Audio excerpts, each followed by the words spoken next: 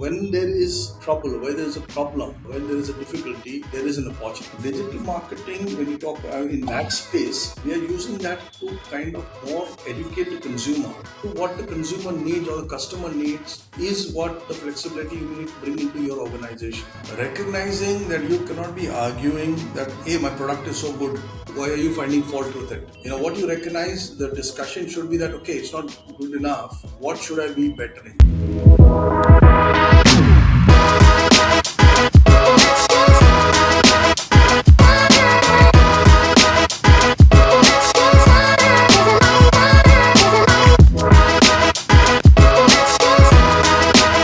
Hey there, welcome to Marketing Mavericks with Indiefolio. Today we have Azhar Tambuwala with us, who's one of the fellow founders of Sahyadri Farms. Sayadri Farms is one of India's leading fruits and vegetables exports company. We have a fantastic conversation about his journey, talk about marketing agriculture to various B2C and B2B companies, and also use this as a way to encourage more marketers and founders to build in the agriculture space in India. We also cover the massive amount of opportunities in this space. Hey Azhar, thanks for your time and welcome to the podcast. Good afternoon, Kavan. Good to be with you today after long last. So we finally get it. We're doing this finally. Okay, good Yeah, to see you and happy to be here. super excited to host you. The last time we were having a conversation, you were climbing Mount Kilimanjaro. So how was that? All right. Okay, you remember that? I didn't. Did you call me when I was there? All right. Okay. Not sure. Yes. Yes. No, that was like one of the worst. I think the experiences because having climbed about 19,000 feet. I've done it before, but it was quite very, very tough. But it is an extreme sport, so it does challenge your mind and your body and a lot of other things to go up there. And so we came back a bit bruised, but we did it all. It was fantastic. As soon when you finish it, because when you finish it, you realize you've done it. While you're going through, it's a bit, it's quite tough, and you got mind over body. And I think Like, what was the grace, to answer your question was when we came back, we picked up a note that Martina Navratilova was on the same trek a day or two after us, and she didn't make it because she said that was the worst experience she ever had, and she was so sick and unwell. She actually gave up in the middle. So, like I said, hey guys, I said we are not so bad. We may actually. incredible. No, it's like extremely motivating. I was just telling my wife when I heard this that, we have no complaints as people in our late 20s to kind of not go and, experience such things. And yeah, I think, so glad that you were able to make it today. I think you're used to, climbing a lot of things even in your career. You've led a bunch of multiple successful businesses over decades now. As a fellow founder of Sayadri Farms, which is now a leading fruits and vegetables exports company, the whole agenda behind the call today, Azhar, was to actually excite a bunch of young entrepreneurs and young marketers to delve into agriculture and build in agriculture for India. So, Mm. the first question I had to you was, how is it that you got started in this particular industry? I see that you were primarily in Pune. Right now, you operate between Pune and Nashik. So, is it always something that was a passion for you? That part of my life, that's a story by itself. Very quickly, is that I don't have any agri background, and it just happened that I had to get up and about working when I was very young due to some misfortune or some issues at home. And I was like 17, 18 when I had to drop out of a formal education and begin work, just to keep rather to put food on the table. So from there onwards, I was doing a lot of jobs, odd jobs, and at one point of time, I realized that there was so much of debt at home, which in today's world, I mean, that was insignificant. There was a lot of other issues, and then I said, if I continue with this scenario, not having a proper high degree of a graduate or an MBA, and neither having sufficient funding to do anything, I need to get on and try and do something on my own. Otherwise, I don't think somebody else is going to give me these opportunities. So I was trying to fit into that world, which I realized I couldn't fit in, and I recognized the need to do something else. So since then, since at that time, early days, I was trying to, a forced entrepreneur, and tried to do a lot, tried my hand at a lot of stuff. And those early days are full of bravado. You're not talking of an internet age. You're talking of an age where you just go out and do your stuff. Information is not enough. You're scouting, trying to read all the newspapers, all the classified ads. You're trying to connect with people. Calling was expensive. You couldn't really go out and just pick up a phone and call anybody. Networking was difficult. Traveling was difficult. So with all those things, all you had to do was you just had to have a spirit of adventure and go out and hit at anything that may work or could work. So along the lines, when you're early and good learnings, you made a lot of mistakes, which I don't regret because they were good learnings. With every mistake you made, I tried to look at like, oh, how could I have done that better to not have made that mistake? And so expensive mistakes, which could have said, I could have kind of said this is not working, but probably it wasn't my spirit to do so. But what I did, I took it in my stride. I learned from there, moved on, and then along the way, I stumbled upon, and I was actually always looking for something to do where others have not done anything. The logic was very simple that if I entered into a space where there is already a lot of crowd, how will I even make my position, or how will I even create any value where there is already space? So I was constantly looking for something new and different which I wanted to do, and I stumbled across this world of agriculture. I recognized it's underrated. I recognized how important it is, and then whilst working along with that, I managed to get an order from England for a one container of grapes. And I had little idea, but I took a scooter and I went off. I borrowed a scooter rather, and I went to the villages to go and start speaking to farmers, which was back in '95 now. And then I went and hired some stores. So this is all. This is like I said, just being foolhardy, being young, not knowing anything, and trying to do something. So I think today, if you ask me, I wouldn't do that. But when you're young, you are willing to try anything. So I went there, I did that. It turned out well. So that gave me a little bit of hope, and I continued working in the agri space for many years whilst trying to do my other ventures and so and so. But after some time, I dropped those other ventures, recognizing there is a lot of work to be done over here. Now I use your word work because as against business potential, because like I said, everywhere else, there was a crowd, but here there was no crowd in the space that I wanted to work with. So it was kind of open slate. So I helped.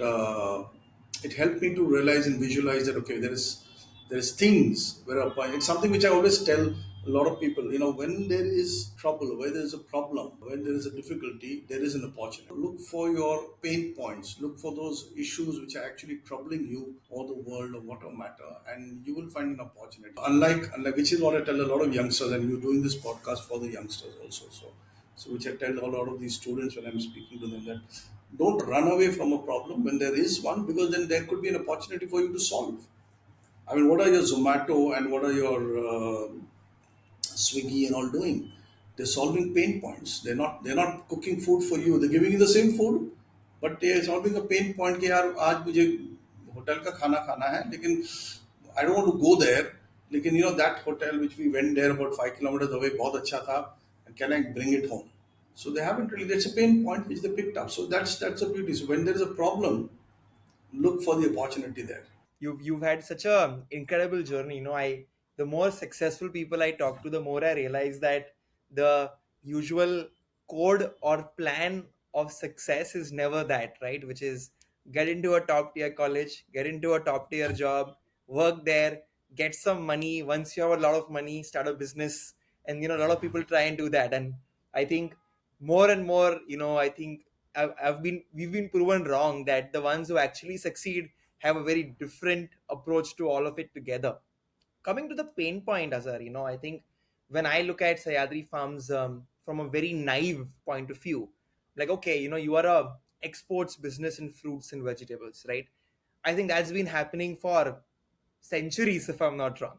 So, how did you stumble upon the specific insight and pain point which led you to build the business? Oh, let me try and tell you what really happened. So when we got into the business, I recognized it also gave me the opportunity at those early years to just go out and travel outside, and which was difficult. Today it's much easier, but those years, getting a visa, getting out of the country, going to another country, and watching with with your eyes open about really what's happening, wide eyes, and then coming back to India and recognizing, like, why can't we be like that? Like, what's stopping us? And I recognize there's a huge gap between basic understanding at the rural level of the growers and what's happening there. So there's a lot of lifestyle, there's a lot of social problems. Those developed countries are more secure. Farming is different over there. Their land holding parcels. They look at farming as a business over there. Farming over here is more sustenance because we are small farmers. The general understanding, the connect in those years, again, because again we were not in the world of the internet then. The connect between the rural and the urban was massive. You could, like, even you're a Mumbai boy, if you drive 20-25 kilometers outside, the complete landscape changes, you know and you're in the same country, you're not even traveling very far away, so you Correct. go further away, and the connect those days was massive. You would call a country bumpkin, or you would call them a villager, but when you actually sit down and talk to them, they're as good as you and me, just different exposures. The lifestyles are different, the exposures are different, probably the education is different. But when you look at an IQ or EQ level, or what you have now is an adversity quotient. That's an AQ, which we talk about today. Those guys are more resilient than the urban. They're facing larger hardships, and yet they're getting through life. And because of their lack of exposure, or the government really looking at them more as a vote bank and not as an industry, they were not really getting opportunities their way. Having said that, this entire ability, they were willing to work hard, they're willing to take on challenges and opportunities, but nobody was coming their way.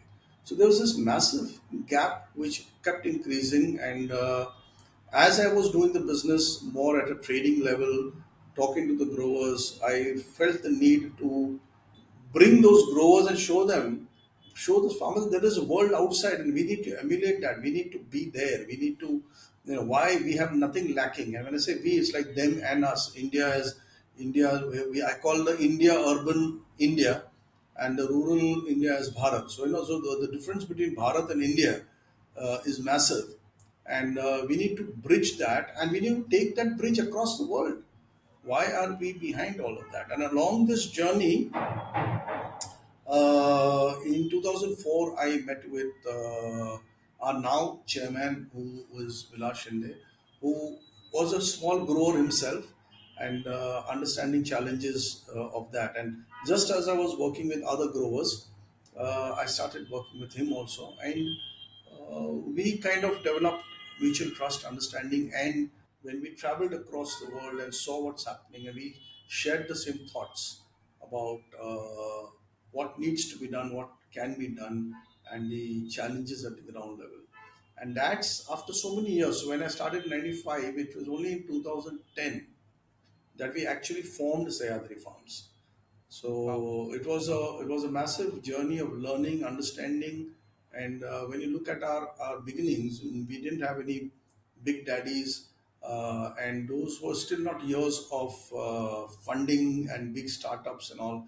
So we had to do everything on our own, and so it took those first 15 years or so of learning, making mistakes, getting a team together, finding like-minded people, and then embarking on a journey which today you call as Sayadri Farms, which is in itself is a revolutionary project in the country. So it's not as simple. People very simply see it as, oh, Sayadri Farms. There's a lot which went behind. Incredible. I wanted to kind of touch upon that a little bit more. So what is it that you see happening abroad which is not happening here in terms of value creation, right? Like, is it more optimized there? Is it more environmentally friendly? Is it making the farmer's life easier to get the same output from the yield? How, if you can just share a little bit about that? Kavan, that's a good question, and that's where we started off from, recognizing those differences between what's happening internationally, what we can learn from them, and what we can implement here in our circumstances within our framework. One of the largest things that you must know is that India is 86% small farm holding rather, which means about average a farmer is owning about 2 to 3 acres of land. Now, for a Mumbaiite, when I say 2 to 3 acres, for you, you say like, wow, that's a lot of land, and I can have a little house, and I can have a little garden, and you start thinking about all of that. So, for an The urbanite, society in India. 2 acres of land is like, that's luxury. Now, if I tell you, come on, I said, can you go and earn money out of that land? The lifestyle that you wish that conjures up in your mind, can you build that lifestyle or the economic support you need to have that lifestyle? Can you go and earn it from those 2 or 3 acres of land? And then that's where you recognize how difficult it really is, because the average earning per acre of land is about 60,000 rupees a year, and this is revenue. I'm not talking of profits. And this can go up to, in horticulture crops, it can go up to about say 2 3 lakhs a year. You can imagine if this guy has got, if 86% of Indian farmers are earning that much, between 50 60,000 a year to 2 3 lakhs a year as revenue, and this is subject to everything going well, which means there's good rain, the seed quality is good, the crops are being well, there's no disease, pest attack, and all the factors which doesn't have insurance in our country. You can get insurance for your car, but you cannot get insurance for the crops because it's not a viable thing. So, besides that, the fact that farmers didn't know what to grow, when to grow, how to grow. They did not understand remedial measures. They didn't understand preventive crop management as against post-harvest crop management. What is post-harvest per se? How can you reduce wastage? How can you increase yield? How can you value add? How can you been processing into the thing, because every farmer has got top quality, A quality, which typically fetches the best price in the markets. And then you have a B quality, which is not good enough, doesn't have the cosmetic value, but it's good fruit. There's nothing wrong with the fruit or veg. Where do you market that?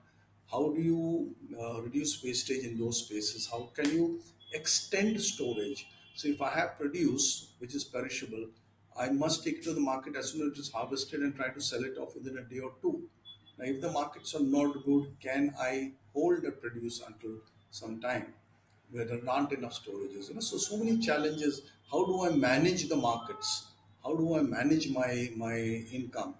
And I have worked all year round or 6 8 months. I need the money today because I've got to pay people. So I just want to cash in, as against can I have some resilience or support to not cash in today and cash in maybe next week or a month later, where I can probably make a little more money. So there are so many myriad challenges and deep rooted that a single farmer on his own is unable to really address it all, because this requires a larger body of work. It cannot be done by one single person. So there have been efforts, everybody with their own abilities have been trying to do it.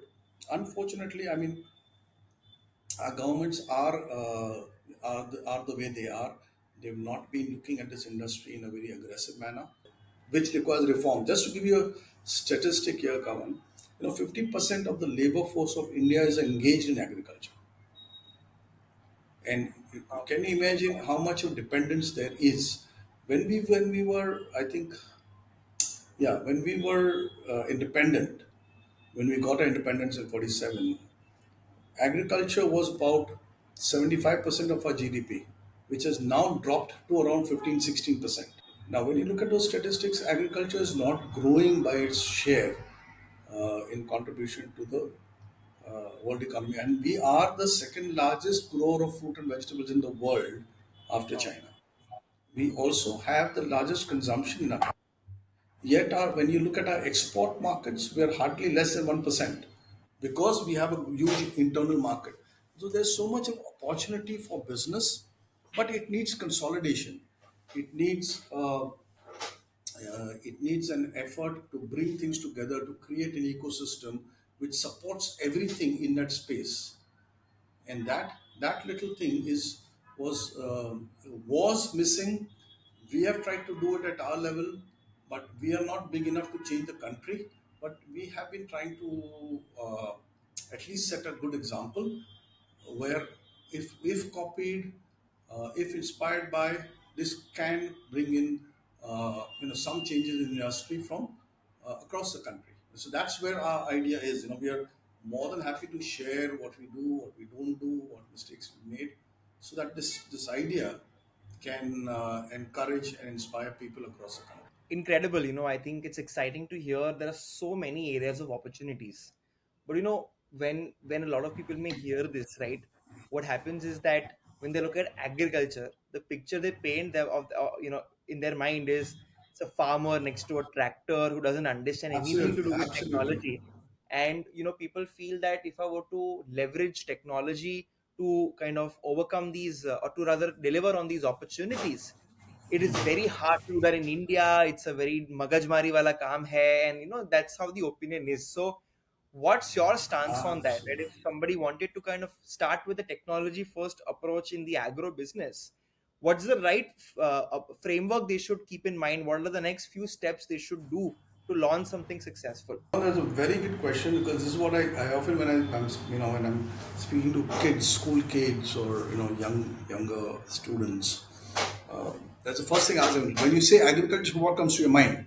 And you rightly said the first thing is ek dehati bechara kisan. That whole bechara kisan wala concept, and a bullock cart maybe, and a tractor or a farmer with a little topi and all. And what people don't recognize, all these problem areas are the opportunities. All the problem areas which I answered in your previous question Right. is where there is a need and there opportunity for serious work to be done, which is happening now. We are finding a lot of companies coming into that space, a lot of funded companies, a lot of small companies with good ideas getting a lot of funding coming into that space. So just to highlight a few opportunities or ideas that your listeners or viewers can take back.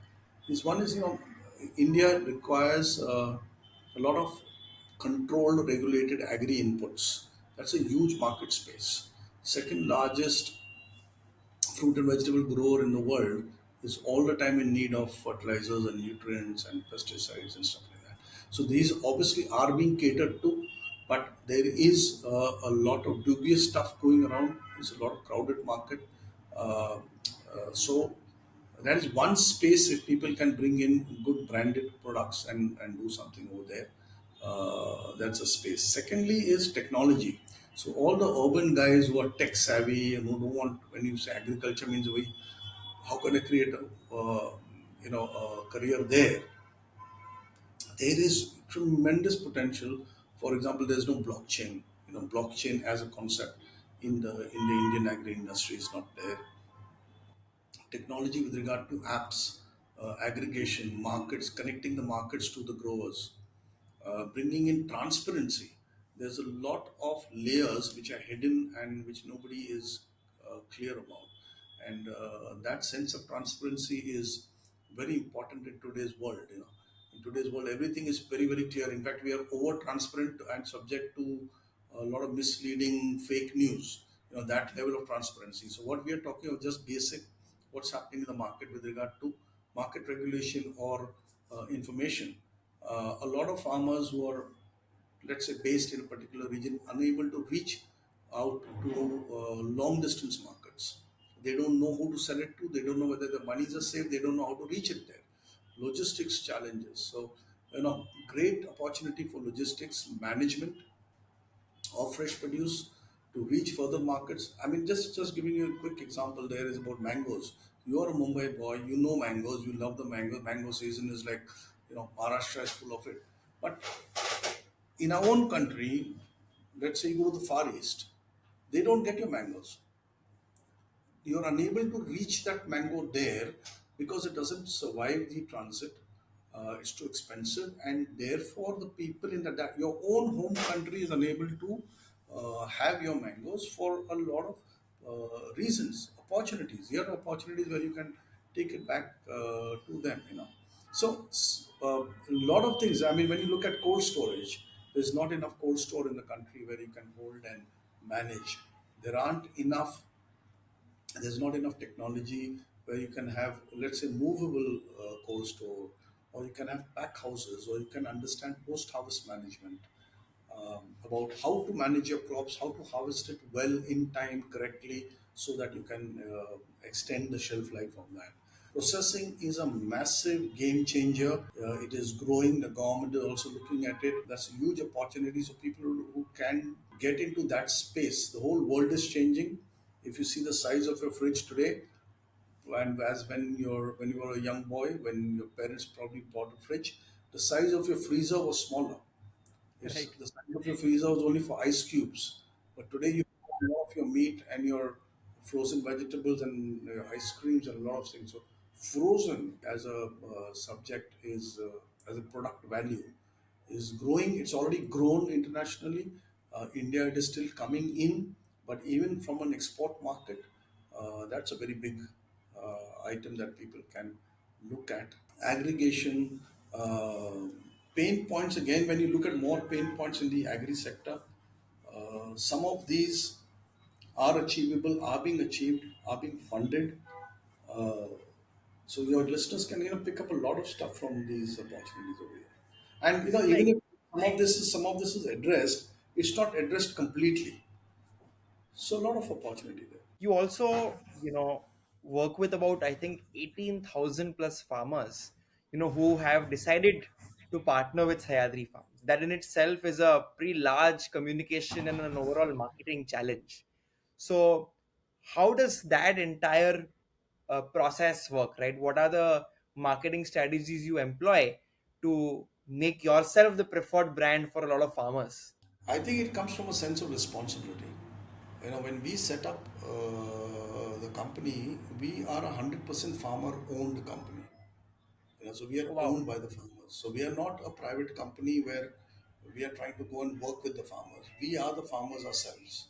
So the formation of the company is an FPO, a farmer producer organization, which legally can only allow farmers to be shareholders. It does not allow anybody else. All right. So in that sense, the farmers are working for themselves.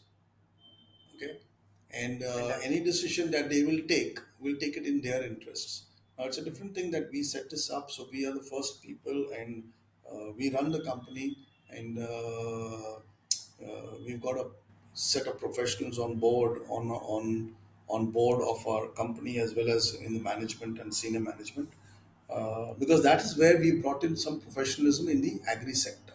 So we like to call our farmers as corporate farmers, and slowly we've been getting our farmers to be sitting in these meetings.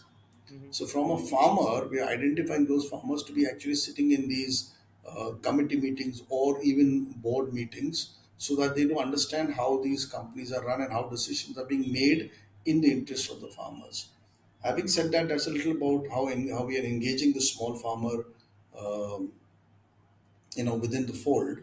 Having said that, why will a farmer trust us? Again, the reason again is that as a company, it's our responsibility to ensure that we give them the best solutions. Best solutions does not simply mean a price, but it also means service and value. So, for example, we have an agri input division, which supplies. It's like a one-stop shop, all under one roof, where a farmer can buy his equipment, his nutrients, his fertilizers, his tractors, anything that he needs in his farming day-to-day life. He can buy from one trusted source under one roof, and we also kind of soft finance it.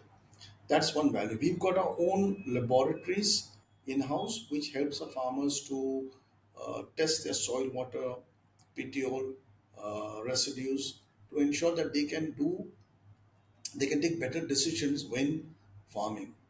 We have a team of agronomists who are all the time working with these farmers in different crops, advising them what to do preventively, as well as later, and how do we get the right yields, how do we increase the yields, how do we get in newer seeds, newer varieties, So we've been pioneers in bringing new varieties into the country for the first time, especially with grapes and with citrus now, and also with corn. When I look at all of this entire value addition that we bring to a farmer, our farmer is benefiting not simply from all of this, but also then from a fair market price. Mm. So what then happens? We do all of this, and then we take the produce from them, and we market it also correctly. It's our responsibility to ensure we get a fair market price.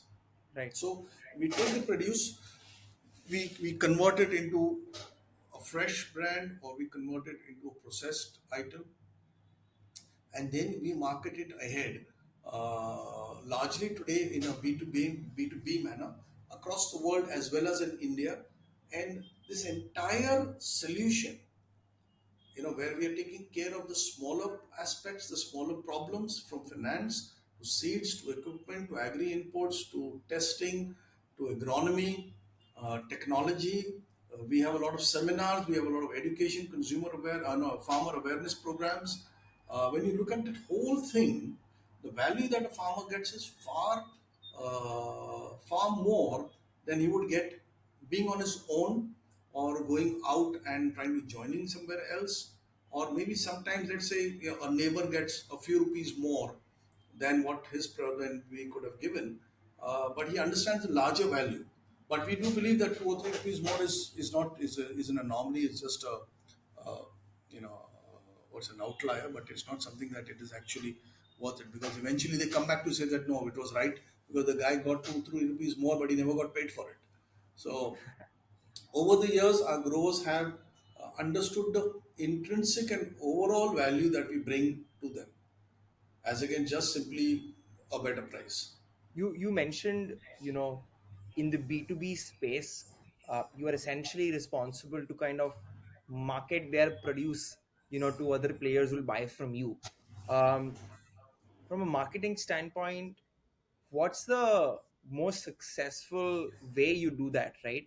I spent some time on your LinkedIn, and I could see there was a lot of posts of you being in multiple expos, being in multiple global conferences where there were a lot of food and vegetable suppliers out there. Is that a effective channel? And if you can talk a little bit about how that again helps you do your B2B marketing. I don't think there's any very simple strategy, because we've got multiple verticals, multiple products which we've identified, and we are today supplying, from a direct retailer to branded corporate companies, as well as to wholesale markets, and all of this in various countries, where everybody's thinking, culture, sensibilities, businesses all differ. So there's no one kind of approach, but it is what I like to call is systematic approach, knowing what a country needs, knowing what a consumer wants, or a company, or a customer, Hmm. what is his need, and adapting in-house what I need to serve that particular market or that particular customer. Whether it's in the fresh space, whether it's in the process space, depending on the specifications. So what is good for one country or one customer may not be good for another, and it has got nothing to do with preferences or the good or the bad. It's just the way it is. It's very simple. I will give you a small example. Uh, we supply a lot of grapes. We are India's largest grape exporters. Wow. We supply about Altogether, we did about 30,000 tons of grapes just last year. And we supply Wow. all major supermarkets across the world. So in the UK, when I supply my grape, traditionally the consumer over there believes the grape has to be green in color, because they look at pictures, they look at the way it is, they think a grape has to be green.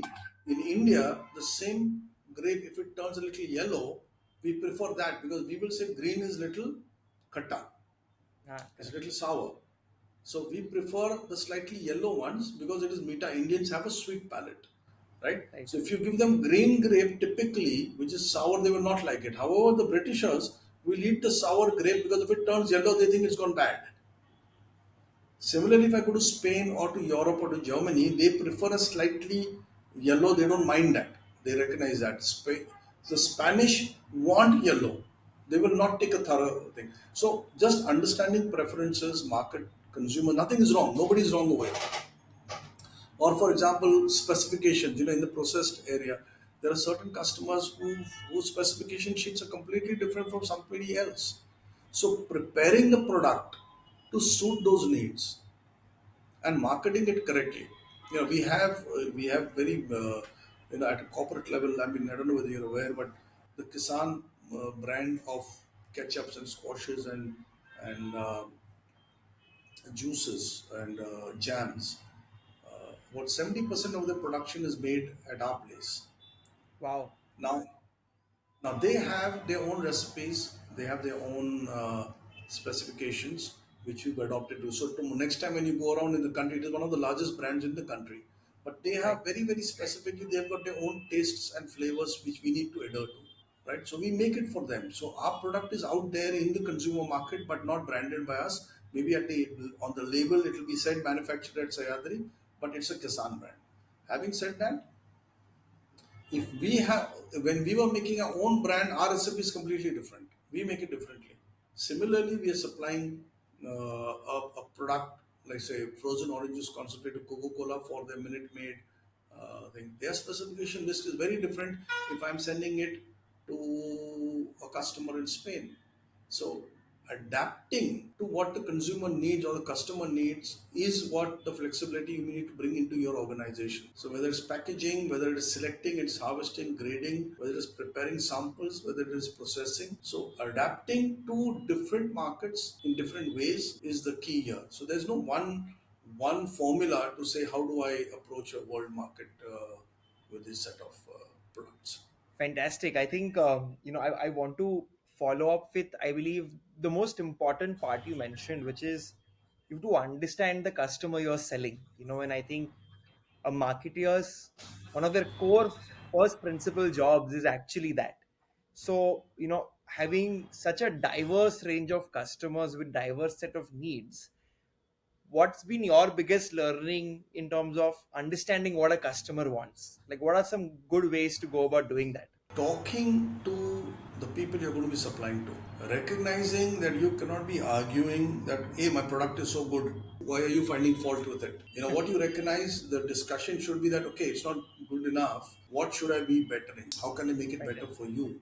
And I think dialogue, I think understanding, receiving the specifications, because I find a lot of youngsters or novice companies or people want to get into the business, they prepare something without having an understanding or a joint discussion with the customer, having a spec sheet in place. Because tomorrow, if there is an argument of there's something which is not delivered correctly, what are you going to be referring to? You're going to say, hey, that was a good product because that's what you understand as a good product. And the consumer understands a good product as something completely different. So having it written down and sharing those spec sheets and having a contract in place, I think is very important for you to understand what I'm supposed to be delivering it. That's some golden advice. I've spoken to teams who are sitting in BKC looking to solve for, tier three cities and villagers, and then they're not succeeding because they've not gone out of their office and actually spoken to their customer at the end of the day. So I think sometimes the hardest problems, can be solved with like simple things, which is just talk to people more and more. So I think fully resonate with that. Talking about challenging and hard things, you've been running this for a long time, and I wanted to know, is there any specific marketing campaign you and your team have done which has been very satisfying and has had a big impact? If you could give an example, that'll be really awesome. I said, we were temporarily for a few years. We were into the B2C space. We haven't done any marketing campaigns because we are largely B2B. Sure. So we've done more direct approaches to consumers, so it's more focused. So I know exactly who my customer is. Then I go and meet with them, and then obviously we carry and we talk to them based upon what we're approaching them for.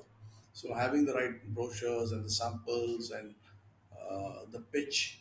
I think from that marketing perspective, preparing yourself for every meeting correctly, as against what you are talking about a marketing campaign for a consumer. Hmm. Mm. So that's what, because we cannot have a marketing campaign broadly for in the B2B space, but in the B2C space, yes, we can.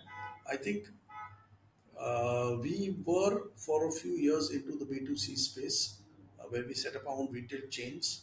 And during those days, I think it was very satisfying when we kept talking to people about the security that a brand can provide, that you know where your product can come in from. And people were very unaware of their rights or the fact that, this is something they were not even thinking about. And to create that loyalty of consumer based on this fact, just by educating them about what is what fruit and vegetable is about. Like we had a campaign which said, you know who your doctor is and doctor knows everything about you, but you don't know who your farmer is. So that was one of the campaigns that we did, and it Nice. resonated a lot with our consumers then, who said yes, it made them think that, hey, I mean, that is right, I don't know, and I should know that. So I think that's something which comes to mind, where people connected with the fact that we are a farmer company and a farmer is coming to them and delivering direct. There is no middleman involved. There is no agents involved. So I think that campaign, I think, came out very well in those days. Absolutely love that, and I think in today's time, it would have worked even better with people like Food Farmer and so many creating content just around that. I think you hit it on the nail. So, talking about campaigns and all the content you created, be it your catalogs, your B2B content, your stalls, any company today needs to create so much communication. Creating a production stack or a creative production stack becomes very important. Now, what's happened, Azhar, is there's a lot of people today who are building in-house teams. They feel that we should insource it. There are a lot of people who outsource it to a one agency on record, who comes and does everything for them. There's also people who are like, no, we will go to people who, are experts in multiple areas. And there's also conversations around retainer nahi, we'll just do projects. So there's so many things happening and so many conversations happening in your particular experience, leading Sayadri Farms. Like, what's your creative production stack? How do you end up creating all the content you speak about? Kavan, there's another interesting question when you put it across that way. Our biggest challenge when we try to get into the space is finding an agency who really understands what we are doing. Hmm. Because marketing agencies or PR agencies or advertising agencies, they are in the consumer space, they are in FMCG, and they've got a lot of experience in that space. But agriculture, nobody understands. And what we were doing or we are doing is for the first time. So we were spending a lot of time with agencies just explaining what we are doing. And the teams would come in and they would try to get their head across what we are actually doing, like how different is it, what is this? And then spending. So I think the biggest challenge we had and oftentimes even still have is people don't really understand what we're doing or they don't have any experience. There aren't companies like us, there aren't a lot of people who are doing what we're doing. So to find an agency who's got prior experience and it comes with some ideas and understand that space has been a huge challenge for us. So what we had to do, we had to start building in-house teams who understand better, who understand what we are doing, what is the core essence, the soul of. So anybody comes, we there is somebody who's able to walk them through. So earlier it was us, but then we realized we can't be doing this all the time. So we've got dedicated teams who can at least tell you the story of Sayadri, what we're doing, why we're doing it. Today, of course, it's become a lot more easier. There's a lot more awareness of what we're doing. Um, Having said that, then we also recognize that many agencies, we've had to go through multiple agencies because some agencies were able to bring in one aspect, they were not able to understand the other aspect. So, somebody gave us some good lines, somebody gave us some good, pitches. So I think it's been a mix and match. We've been through many agencies, but like I said, the biggest challenge was finding somebody. So we built in-house teams. We've taken on consultants who are invested in Hmm. us in certain ways, where they understand what we're doing. So now what happens is now we have an in-house team knows what we are looking for, what we are doing, and anybody who comes in is able to get some ready-made information already. But otherwise, we are finding very difficult in the beginning to get any agency to even understand what we are doing.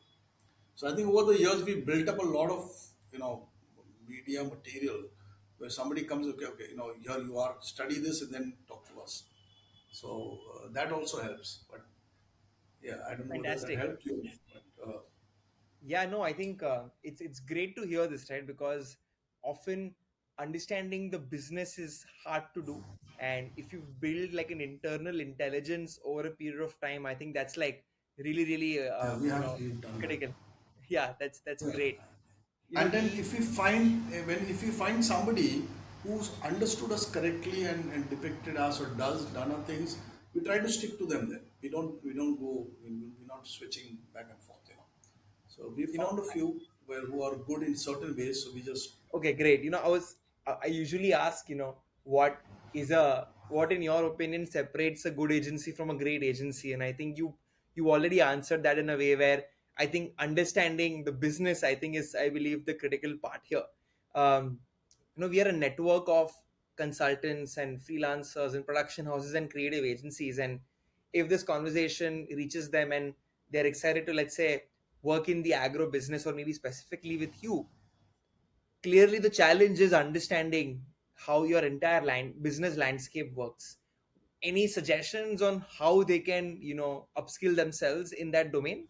one of your earlier questions in this chat that we're having is about the opportunities in agriculture.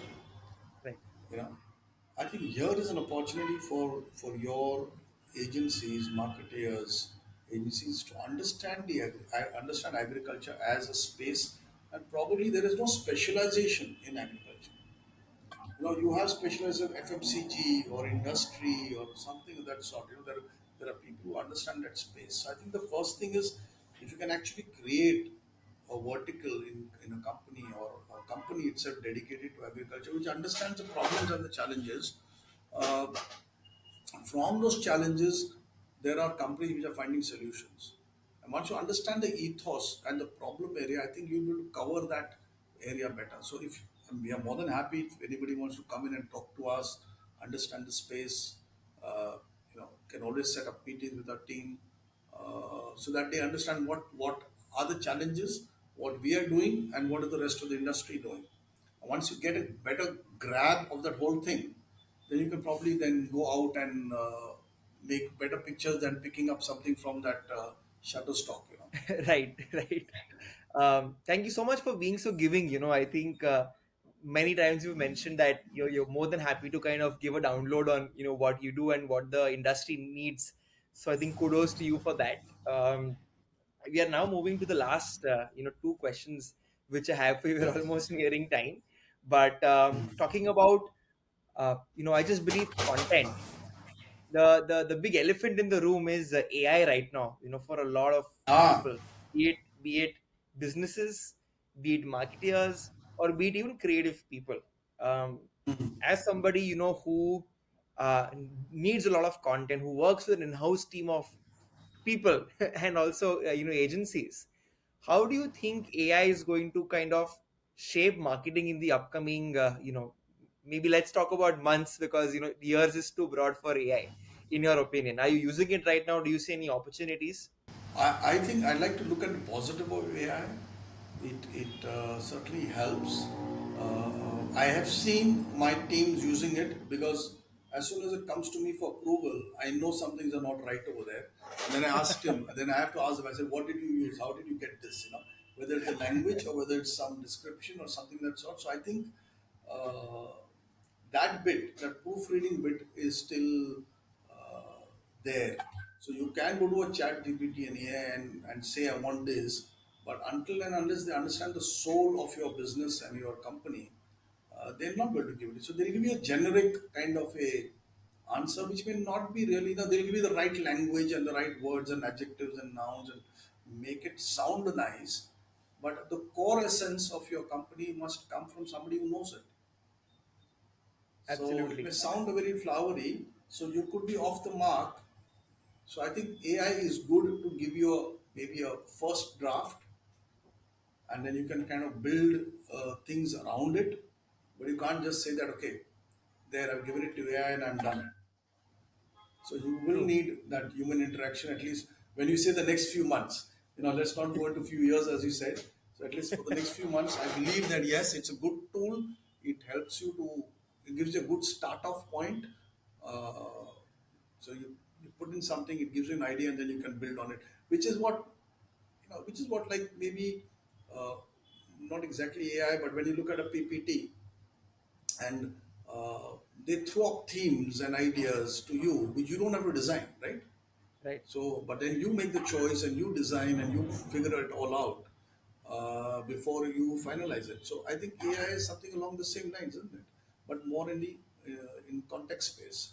Absolutely. So, In one of my podcasts earlier on this series, one of the CMOs said something very interesting, which is, AI is the answer, but what's the question? And I think the question and the person who's actually going to be operating on that is the real critical person, because AI is like an intern, it has amazing energy, enthusiasm, and speed. But it doesn't have context and experience, so it'll just throw something generic. You're able to kind of solve for that. So yeah, well put, yeah, Azhar. Want to now jump into the last question. I think thank you so much for being so gracious with your time and all your inputs. As we said, the whole idea here today was to actually go and help out young marketeers, and I guess very helpful for young entrepreneurs, who want to build in this space today.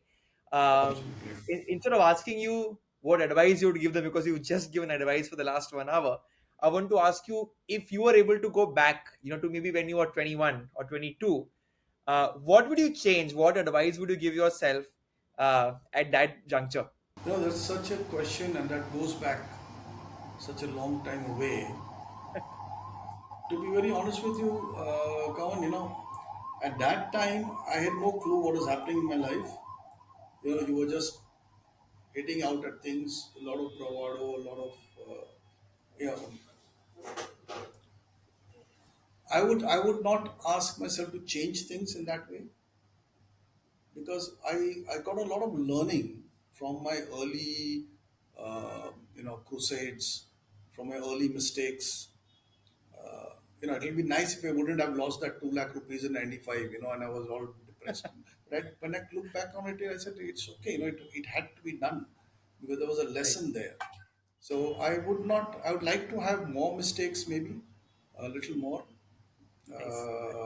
to learn faster and all.